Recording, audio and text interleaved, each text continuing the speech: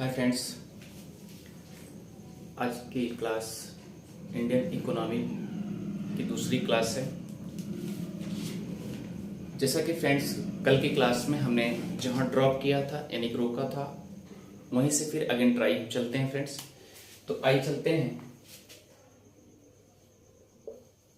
अर्थशास्त्र के प्रकार।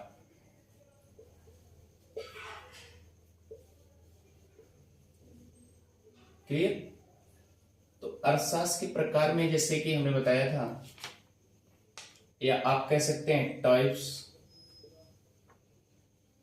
ऑफ इकोनॉमिक्स, इसे दो भागों में बांटा गया। नंबर एक, माइक्रो इकोनॉमिक्स, जिसे कहा जाता है सूक्ष्म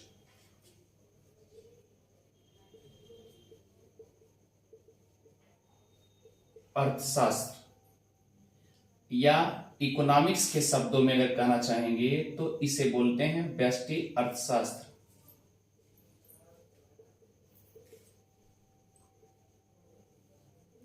अब व्यष्टि अर्थशास्त्र एक ऐसा अर्थशास्त्र है जिसमें स्पेशली एक कह सकते हैं आप जो छोटे से छोटे हैं, सूक्ष्म हैं, यानी एकदम छोटे, यानी प्रत्येक व्यक्ति की बात, एक कंपनी होगा, एक मतलब एक सभी कंपनियों की बात नहीं की जा रही है यहां पर, केवल एक कंपनी या एक व्यक्ति, ऐसा अर्थशास्त्र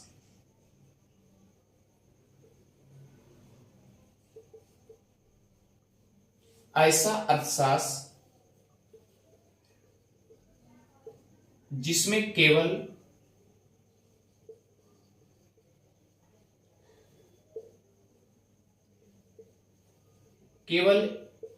एक व्यक्ति या एक फर्म या एक कंपनी या एक व्यापार।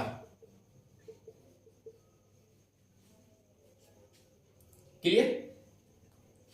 तो फ्रेंड्स याद रखिएगा, इसमें क्या किया जाता है, यानी एक व्यक्ति के जो विकास में जो सभी लक्षण मिलते हैं, या आप कह सकते हैं कि एक कंपनी हो या एक फर्म हो, या आप ये कह सकते हैं जितने पहलू हों, मतलब एक व्यक्ति के जितने पहलू मिले वो भी किसमें, विकास करने के लिए। एक व्यापार के सभी पहलुओं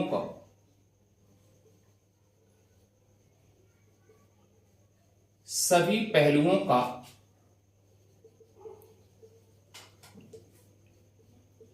अध्ययन किया जाता है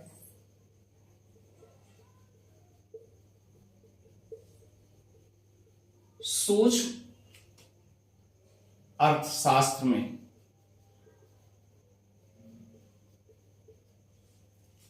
क्लियर? कहने का मतलब यह है कि जैसे एक कंपनी हो गई, अब आप समझिए एक कि जैसे एक मार्कर है, इस मार्कर में जब इंक डालेंगे तभी इसका विकास होगा, चलने की विकास होगी। यानी कहने का मतलब एक व्यक्ति है, उसके विकास के बारे में जितने भी पहलू हैं, सभी पहलू का अध्ययन करना ही क्या कहलाएगा, व्यष्टि अर्थशास्त्र कहलाएगा। इतनी बातें समझ में आ गई होंगी। तो फ्रेंड्स याद रखिए, अब एक व्यक्ति के सूक्ष्म अर्थशास्त्र में, या आप कह सकते हैं एक व्यक्ति के विकास में जो सूक्ष्म अध्ययन किया जाएगा वह तीन प्रकार से होगा। यानी उपभोक्ता होने चाहिए, उपभोक्ता, दूसरा उत्पादन इसके कारक हैं। तृतीय है कीमत निर्धारण।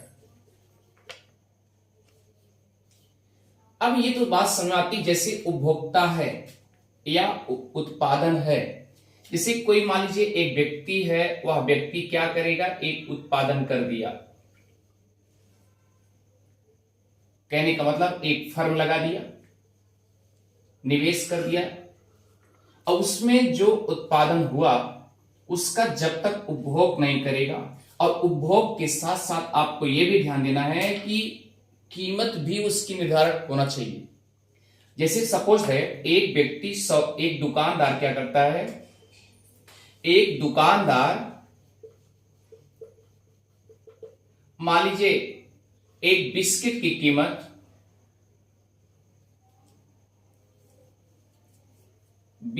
कीमत 100 रुपए है।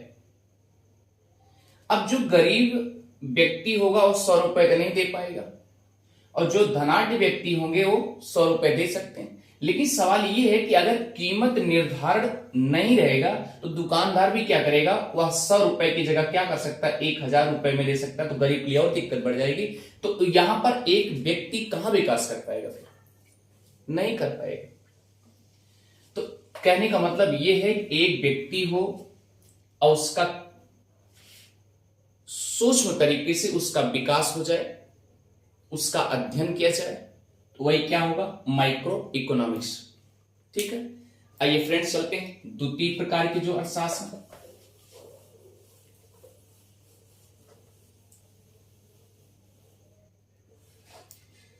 जो द्वितीय प्रकार के हैं वह है माइक्रो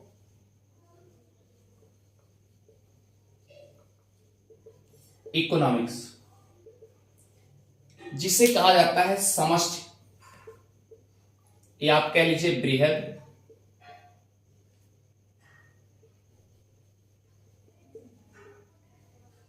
अर्थशास्त्र, या आप कह लीजिए इकोनॉमिक्स के शब्दों में समष्टि अर्थशास्त्र। यह एक ऐसा अर्थशास्त्र है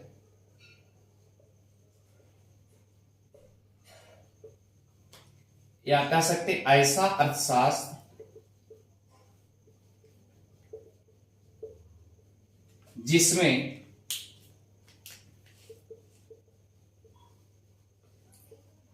संपूर्ण भारत का या संपूर्ण भारत के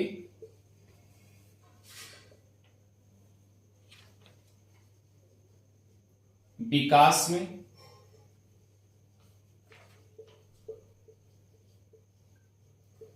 सभी पहलुओं का अध्ययन किया जाता है।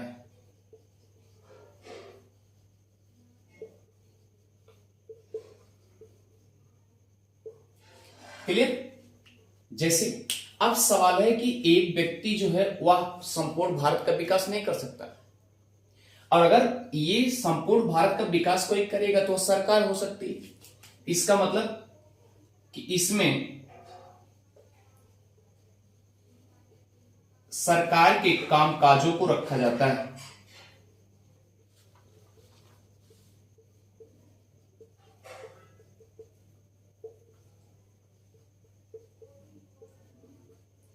इसमें सरकार के कामकाजों को रखा जाता है। अब देखिए सरकार क्या कर रही है, यानी संपूर्ण भारत के लिए विकास में क्या क्या योगदान देती है, कैसे कैसे उसका अध्ययन कराते हैं। तो कहने का मतलब बेरोजगारी है,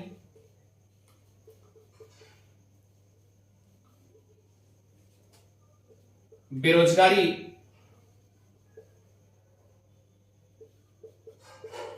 को खत्म करके या आप सीधा लिख दीजिए बेरोजगारी का अध्ययन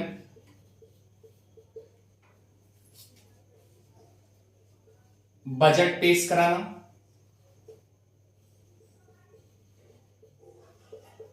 कितना खर्च हुआ है,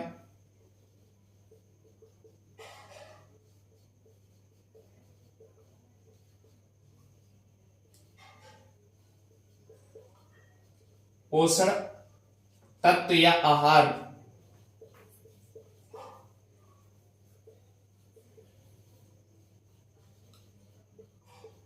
उपलब्ध कराना। अगला ये याद रखिएगा,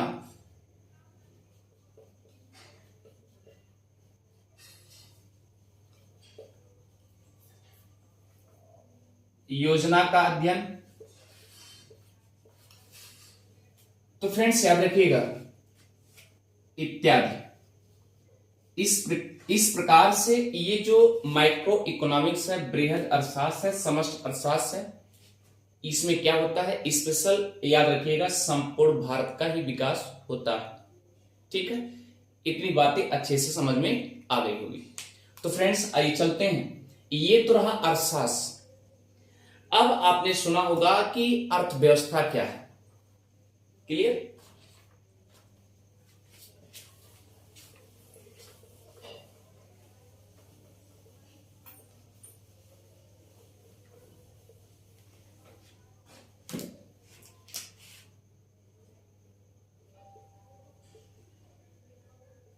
अर्थव्यवस्था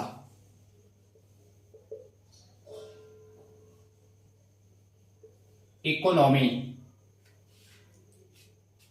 क्लियर?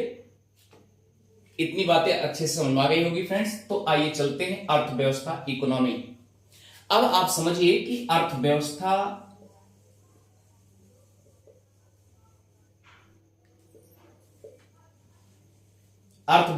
शब्द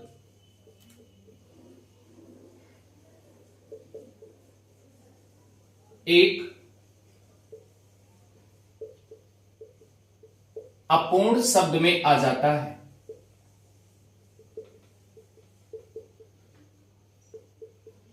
अब सवाल उठता है कि कैसे अपूर्ण होगा।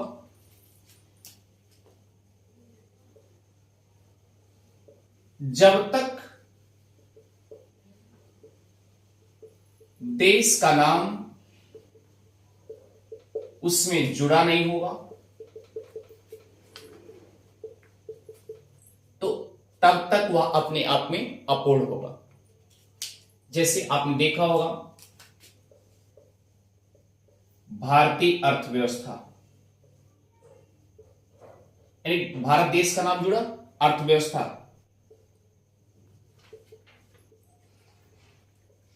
रूसी अर्थव्यवस्था,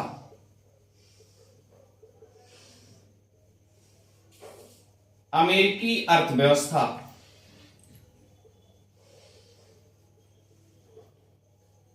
पाकिस्तानी अर्थव्यवस्था,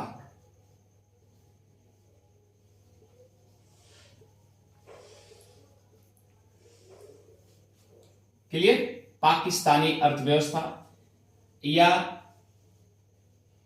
ब्रिटेन या कह लीजिए इंग्लैंड की अर्थव्यवस्था,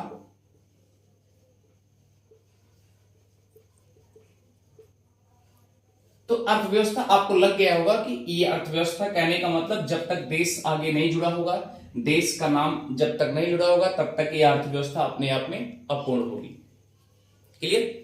तो फ्रेंड्स याद रखिए, तो हमें पढ़ना है, ना तो रूसी पढ़ना, ना तो अमेरिका की अर्थव्यवस्था पढ़ना, ना तो पाकिस्तान की पढ़ना, ना तो इंग्लैंड या ब्रिटेन की पढ़ना है, ना अफगानिस्तान की अर्थव्यवस्था को पढ़ना है। हमको पढ़ना है इंडियन अर्थव्यवस्था। तो फ्रेंड्स आइए चलते हैं इंडियन अर्थव्यवस्था।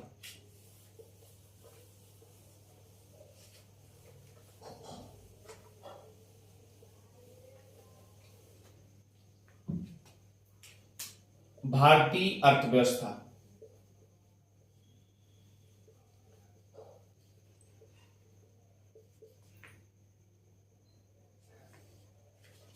देखिए अगर देखा जाए तो भारतीय अर्थव्यवस्था जो है फ्रेंड्स, इसे प्रमुख रूप से 3 सेक्टर में बांटे गए हैं, 3 क्षेत्र में बांटे गए हैं प्रमुख रूप से। और यहां लिख लीजिए, भारतीय अर्थव्यवस्था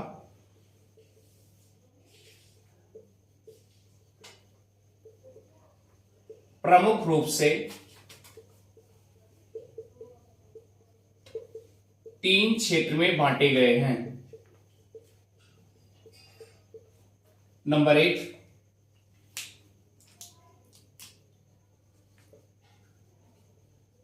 प्राथमिक सेक्टर या प्राथमिक क्षेत्र।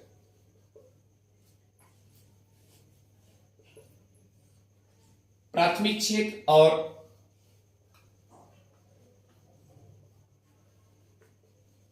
द्वितीयक क्षेत्र और तृतीयक क्षेत्र। क्लियर? प्राथमिक क्षेत्र को आप लिखते जाइएगा, इसे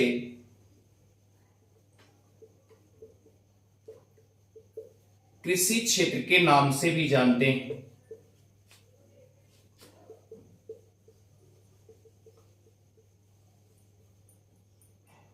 क्लियर? और इसे यानी द्वितीयक क्षेत्र को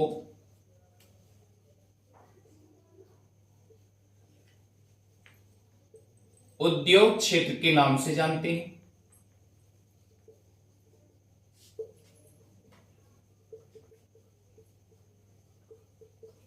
क्लियर? अब भाई अगर ये कृषि क्षेत्र हो गया तो ये उद्योग क्षेत्र हो गया, तो ये तृतीय क्या होगा? तृतीय याद रखिएगा,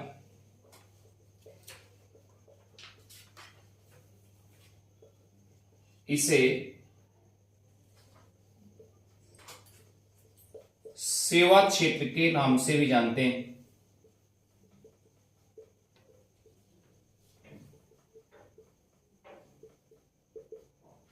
क्लियर? तो फ्रेंड्स आइए चलते हैं, एक एक करके बढ़िया से समझते हैं, अच्छे से इसे इरेज कर दे रहे हैं। जैसा कि पहले सबसे पहले याद रखिएगा प्राइमरी सेक्टर, इसे कहते हैं कृषि क्षेत्र के नाम से। तो कृषि क्षेत्र में क्यों कहा गया प्राथमिक क्षेत्र को? कहने का मतलब यह है अर्थव्यवस्था का ऐसा क्षेत्र जिसमें प्रकृति से प्राप्त उत्पादों का बिना किसी विशेष परिवर्तन के दैनिक जीवन में उपयोग करें, वही क्या होगा? वे सभी प्राकृतिक उत्पाद प्राइमरी सेक्टर के अंतर्गत आते हैं। तो चलिए, ऐसा क्षेत्र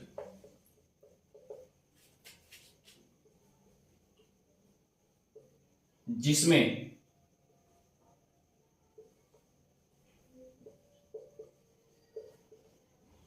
प्रकृति प्रदत्त क्षेत्र से उत्पाद यानी प्रकृति से जो हमको प्राप्त हुआ है उसमें कोई छेड़छाड़ ना हो। क्लियर? उत्पाद बिना किसी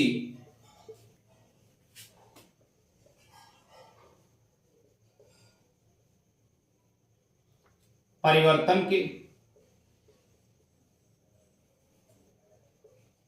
जो प्रकृति से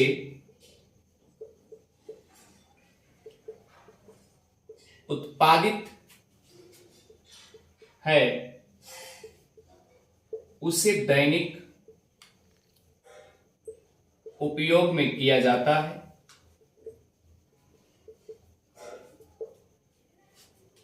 वही क्या होगा? या वही क्षेत्र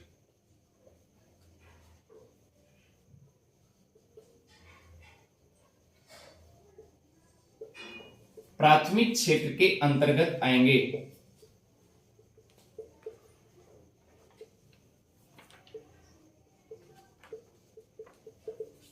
क्लियर? इतनी बातें समझ में आ गई होगी।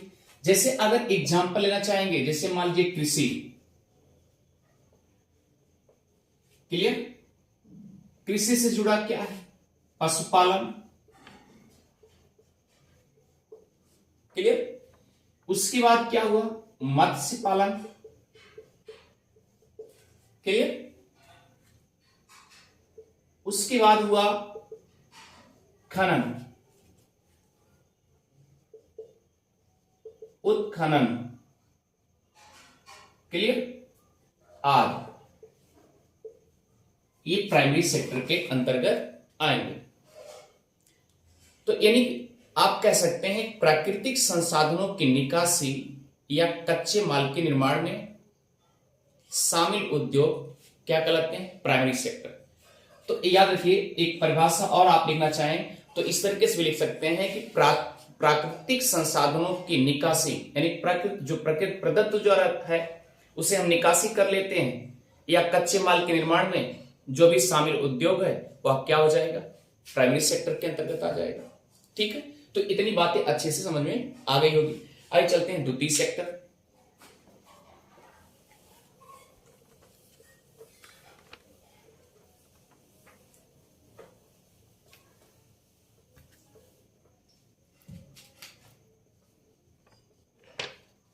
द्वितीय क्षेत्र,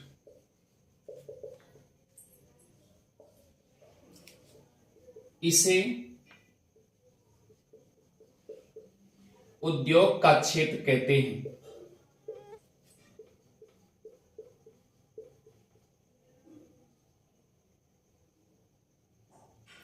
क्लियर? अब सवाल उठता है कि उद्योग क्षेत्र क्यों कहा गया? इसमें दो फैक्टर, कहने का मतलब जब ऐसा कह सकते हैं, ऐसा क्षेत्र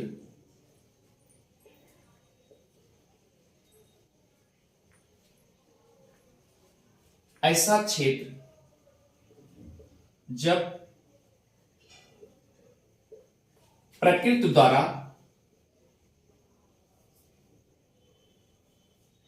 या प्रकृति प्रदत्त उत्पाद को जब हम मशीनीकरण करके एक नया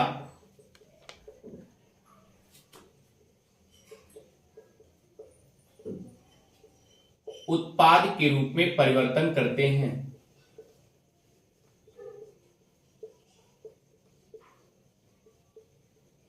वह क्या होगा? द्वितीय क्षेत्र होगा।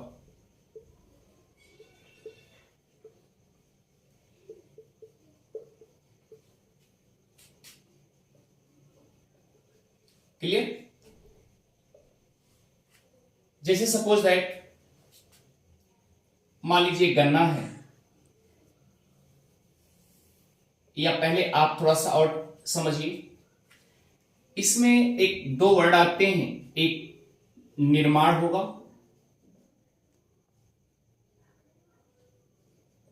और एक अगला क्या होगा? विनिर्माण होगा। क्लियर? निर्माण होगा, कहने का मतलब यह है कि अगर मान लीजिए लोहा को गलाया जाए तो लोहा बन सकता है, लेकिन शीशे को या कांच को अगर गलाया जाए, बनाया जाएगा, उसे रूपांतरित किया जाएगा, तो फिर शीशा उस तरीके से नहीं बन पाएगा जिस तरीके शीशा था। क्लियर? कांच का अगर निर्माण में रखा जाएगा तो कांच का विनिर्माण में नहीं हो सकता, यानी कि उसका निर्माण नहीं हो सकता, विनिर्माण हो जाएगा। जिसका निर्माण नहीं हो सकता वो विनिर्माण हो जाएगा। तो इसका मतलब क्या, यहां पर लिख देंगे कांच का पुनः निर्माण नहीं हो सकता। अब इसमें लोहे का निर्माण हो सकता, पुनः लिख लीजिएगा, लोहे का पुनः निर्माण हो सकता है। क्लियर? अब सवाल उठता है कि इसे बेहतरीन तरीके से समझने के लिए एक फैक्टर आप समझिए, जैसे प्रकृति द्वारा हमको गन्ना मिला। क्लियर? गन्ने की मशीनीकरण किया गया,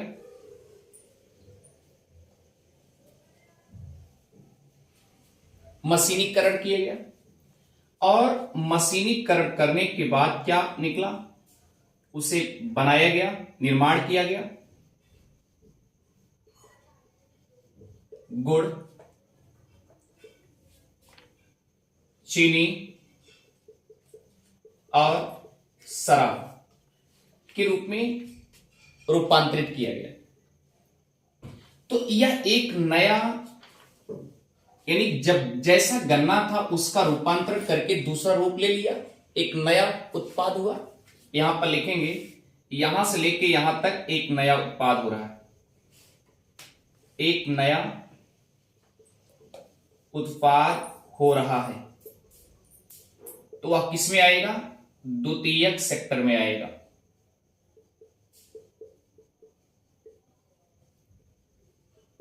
आएगा। क्लियर? इतनी बातें अच्छे से समझ में आ गई होगी। क्लियर? कहने का मतलब कि अगर किसी प्रोडक्ट का, यानी जो नेचुरली चीज है उसका जब भी मशीनीकरण कर दिया जाएगा, उसका नया रूप बन जाएगा। वही नया रूप क्या है, एक द्वितीयक सेक्टर के रूप में हो जाएगा। तो आइए फ्रेंड्स, तृतीयक सेक्टर।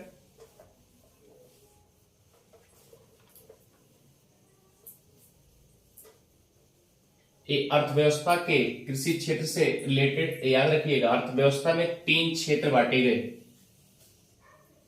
जिसमें पहला कृषि, दूसरा उद्योग और तृतीय सेवा। तो याद रखिए, तीसरा सेक्टर तृतीयक क्षेत्र, टर्सरी सेक्टर। तो तृतीय क्षेत्र को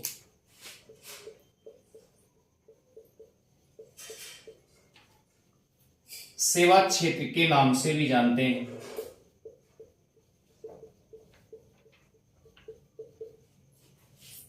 चले, सेवा क्षेत्र के नाम से भी जानते हैं। ऐसा क्षेत्र जिसमें प्राथमिक और द्वितीयक दोनों क्षेत्रों के सेवाएं प्रदान करते हों, उसे तृतीयक क्षेत्र कहा जाता है। क्लियर? तो फ्रेंड्स आइए चलते हैं, यहां पर लिखेंगे ऐसा क्षेत्र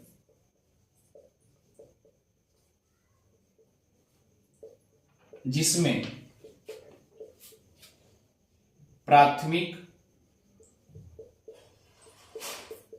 और द्वितीयक क्षेत्र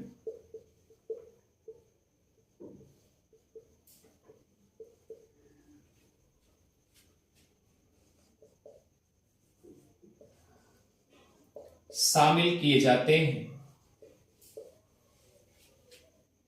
और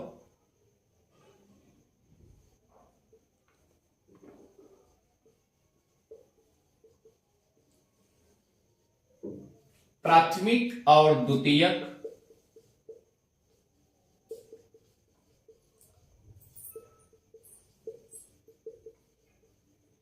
क्षेत्रों में सेवा प्रदान करते हैं।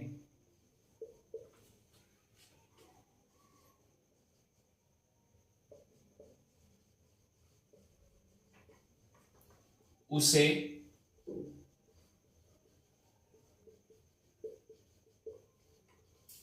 तृतीयक क्षेत्र कहते हैं, टर्सरी सेक्टर कहते हैं। क्लियर? हमने बताया कि ऐसा क्षेत्र जिसमें प्राथमिक और द्वितीयक दोनों क्षेत्रों की सेवाएं प्रदान करता है, उसे क्या कहा जाता है, तृतीयक क्षेत्र कहा जाते हैं। क्लियर? तो फ्रेंड्स इतनी बातें अच्छे समझ में आ गई होगी। जैसा कि आप ये भी कह सकते हैं कि अन्य फार्मों या अंतिम उपभोक्ताओं को सेवाएं प्रदान करता है, या जैसे खुदरा, स्वास्थ्य देखभाल और अन्य उद्योग, परिवहन, बैंकिंग, शिक्षक या शिक्षा, चिकित्सक, इंजीनियर और विधि। ठीक है? और याद रखिए इसमें तृतीयक जो है इस सबसे ज्यादा भागीदारी करता है। लेकिन अगर देखा जाए, यहां पर एग्जाम्पल लिख लेंगे, जैसे परिवहन, शिक्षक, बैंकिंग क्लियर, और चिकित्सक, क्लियर। तो परिवहन यानी जैसे कहने का मतलब कि अगर कच्चा माल निकल भी गया, जब तक वो जाएगा नहीं, किसी मशीन के पास जाएगा नहीं, तो क्या मशीन वहां थोड़ी ना जाएगी। तो स्वाभाविक साथ मशीन के पास ले जाएंगे तो किसके, परिवहन के थ्रू ले जाएंगे। कोई न कोई संसाधन होगा, मतलब कोई न कोई साधन होगा, तभी तो लेके जाएंगे और ले जाएंगे। तो वही काम द्वितीय का भी होगा। और द्वितीय भी अगर बन गया, उसका मशीनीकरण का नया रूप हो गया, तो वो भी लेके क्या करेंगे, हम लेके जाएंगे। तो फ्रेंड्स याद रखिए, ये बातें तो इसका मतलब प्राथमिक और द्वितीयक दोनों के लिए क्या है, तृतीयक ही भागीदार बनता है। और किसी भी देश का अर्थव्यवस्था तभी विकास हो सकता है जब उसका तृतीयक क्षेत्र मजबूत होगा, याद रखिएगा। और किसी भी देश का किसी भी देश की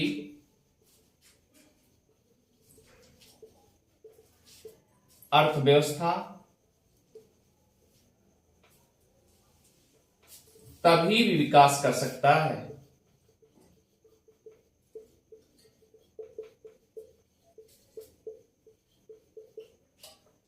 जब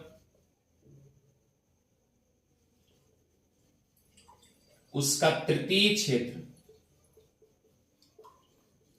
यानी सेवा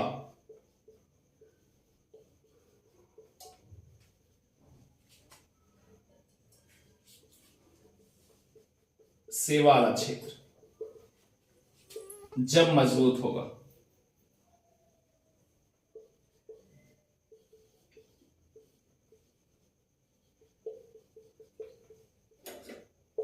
अब सवाल उठता है कि आखिर ये सेवा जो है सबसे ज्यादा उपभोग किसका करता है, प्राथमिक करता है, द्वितीयक करता है।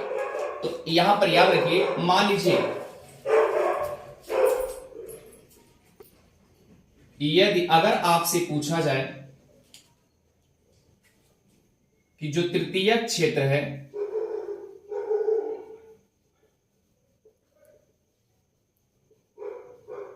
सबसे ज्यादा या सबसे अधिक किस क्षेत्र का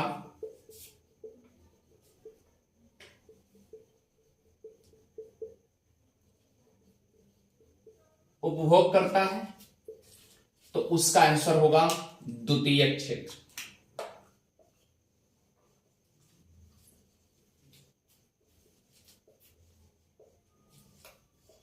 क्लियर।